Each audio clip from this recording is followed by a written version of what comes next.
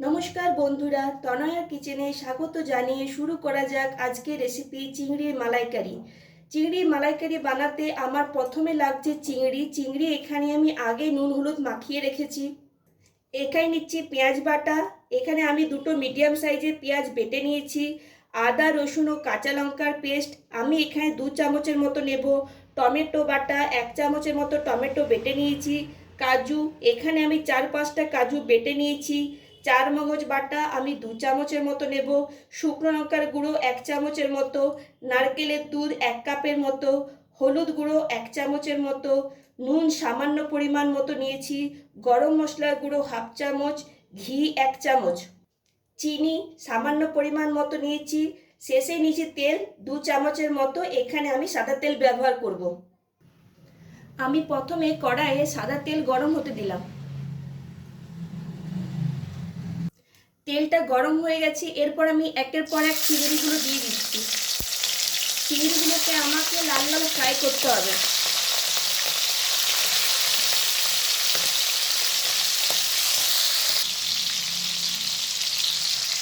এই দেখুন, আমি চিংড়িগুলো লাল লাল করে ভেজে নিয়েছি। কড়াইয়ে আমি তেল দিয়ে দিয়েছি। এরপর আমি এখানে 1 চামচের মতো ঘি দিয়ে দিলাম। ঘি গলে গেছে। এখানে আমি দিয়ে দিচ্ছি পেঁয়াজ বাটা।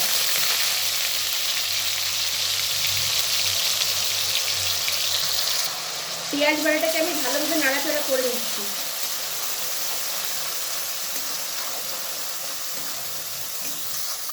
পেঁয়াজ বাটাটা আমি ভালোভাবে নাড়াচাড়া করে নিয়েছি। এরপর আমি দিয়ে দেবো আদা রসুনের পেস্ট। আদা রসুনের পেস্টটা 2 চামচের মতো দিয়ে দিলাম। আমি আদা রসুনের পেস্টটাকেও ভালোভাবে কষিয়ে নিচ্ছি। আদা রসুনের পেস্টটা আমার ভালোভাবে মিক্স করে নিতে হবে, যেন কাঁচা রসুনের গন্ধটা যেন চলে যায়।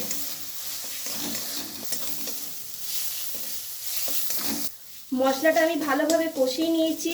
কাঁচা রসুনের গন্ধটাও আমার চলে গেছে। এরপর আমি দিয়ে দিচ্ছি টমেটো পেস্ট।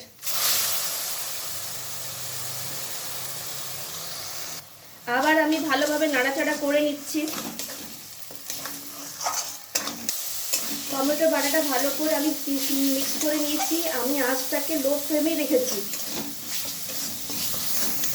এরপর আমি কিছুক্ষণের জন্য ঢাকা দিয়ে রেখে দিলাম। আঁচটা আমি লো ফ্লেমে রেখেছি। আমি এখানে ঢাকা খুলে নিলাম। আবার একটু আমি নাড়াচাড়া করে দিচ্ছি। এরপর আমি এখানে 2 চামচের মতো 4 মগজ বাটা দিচ্ছি। এরপর দিচ্ছি কাজু বাটা 2 চামচ। হলুদ গুঁড়ো 1 চামচের মতো দিলাম। শুকনো লঙ্কার গুঁড়ো 1 চামচের মতো দিলাম। আবার আমি ভালোভাবে কষিয়ে নিচ্ছি।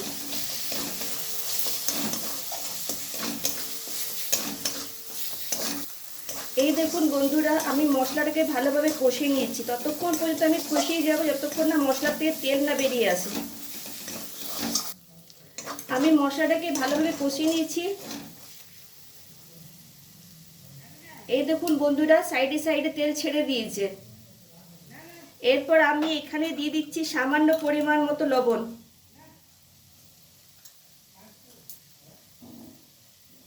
আর দিচ্ছি সামান্য পরিমাণ মতো চিনি। আমি আবার ভালোভাবে মশলাটাকে কষিয়ে নিচ্ছি। নুন আর চিনি দিয়ে আমি আবার ভালোভাবে নাড়াচাড়া করে নিয়েছি। এরপর আমি দিয়ে দিচ্ছি নারকেলের দুধ। এখানে আমি নারকেলের দুধ দিয়ে দিলাম। আর আমি এখানে সামান্য পরিমাণ মতো জল দিয়ে দিলাম।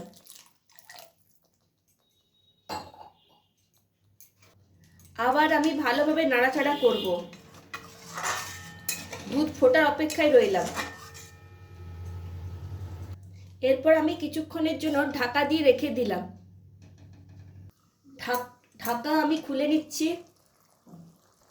এই দেখুন, ঢাকা খুলে নেওয়ার পর দুধ ফুটে গেছে। এরপর আমি ভেজে রাখা চিংড়িগুলো দিয়ে দিচ্ছি। চিংড়িগুলো আমি এখানে দিয়ে দিলাম।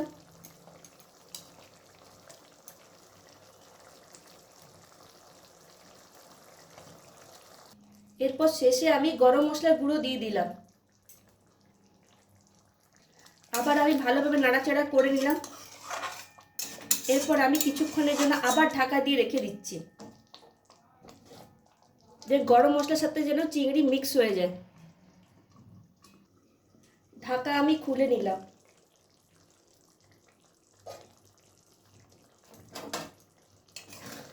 এই দেখুন,